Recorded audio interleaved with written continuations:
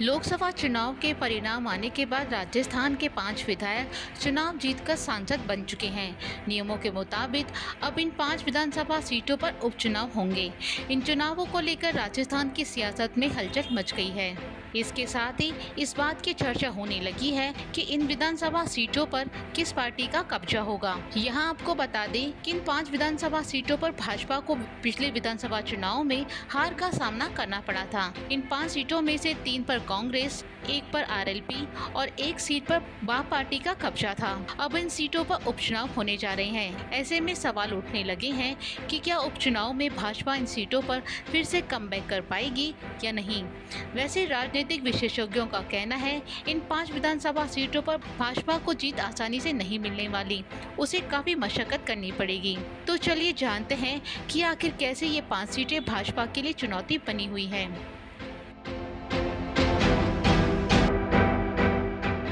जिन 5 विधानसभा सीटों पर उपचुनाव होने हैं वो सीटें हैं देवली उनियारा, झुंझुनू, दौसा, खींवसर और चौरासी।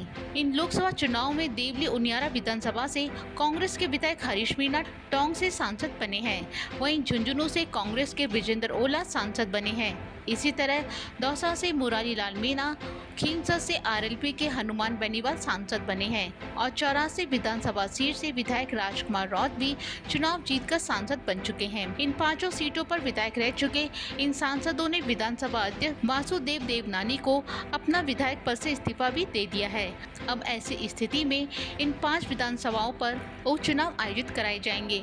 वैसे अभी तक चुनावों की तारीखों का ऐलान नहीं हुआ है, लेकिन अगले 6 महीनों में इन चुनावों की तारीख का ऐलान कभी भी किया जा सकता है। इन सीटों पर तारीखों का ऐलान कब होगा ये तो बाद की बात है, लेकिन यहाँ सबसे बड़ी चर्चा इस बात की है कि क्या भाजपा इन सीटों पर अपना खाता खोल पाएगी या नहीं। जानकारों का कहना है कि भले ही प्रदेश में भाजपा की सरकार हो, लेकिन उसके बावजूद भी इन सीटों पर भाजपा को कब्जा जमाने में कड़ी टक्कर का सामना करना पड़ेगा, क्योंकि इनमें से 3 विधानसभा सीटों पर कांग्रेस का कब्जा रहा है।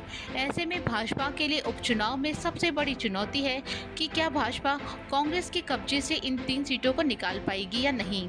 खास बात यह है कि इन तीनों सीटों पर कांग्रेस नेता सचिन पायलट का व्यापक प्रभाव है। इनमें देवली उनियारा, दौसा और झुंझुनू विधानसभा सीट शामिल है। पिछले विधानसभा चुनाव में देवली से हरीश मीणा, दौसा से मुरारी लाल मीणा और झुंझुनू से विजेंद्र ओला विधायक चुने गए थे।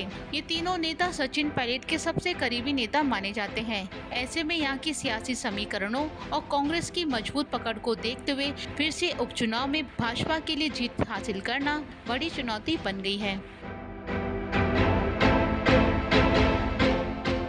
5 सीटों में बची हुई 2 सीटें हैं खींवसर और चौरासी विधानसभा सीट।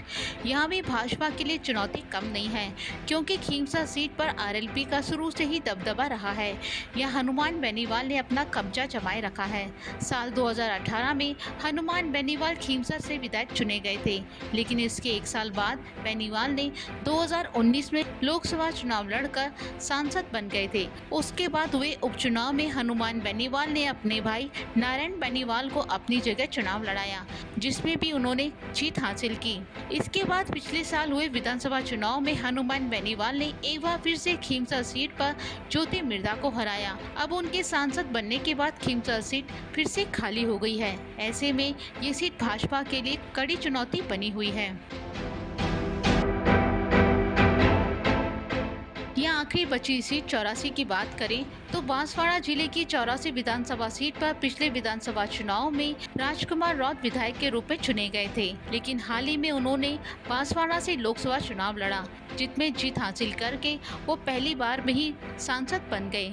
चौरासी विधानसभा सीट पर भी राजकुमार रौत का गहरा प्रभाव और दबदबा रहा है। ऐसी स्थिति में उपचुनाव में भाजपा के लिए उनके कब्जे से ये सीट निकालना टेढ़ी खीर साबित होगा, क्योंकि डूंगरपुर बांसवाड़ा क्षेत्र में आदिवासी वोटर का बाहुल्य है। इसी कारण यह भारत आदिवासी पार्टी का काफी दबदबा है। यानी कि कुल मिलाकर भाजपा के लिए जहां लोकसभा चुनाव में राजस्थान में 11 सीटें खोनी पड़ी थी, वहीं विधानसभा सीटों पर होने वाले उपचुनाव में उसके लिए जीत के आसार कम ही नजर आ रहे हैं। जानकारों का कहना है इन उपचुनाव के लिए भाजपा ने अभी से ही पूरी प्लानिंग शुरू कर दी है। ऐसे में देखना होगा कि क्या भाजपा इस बार कामयाब हो पाती है या नहीं।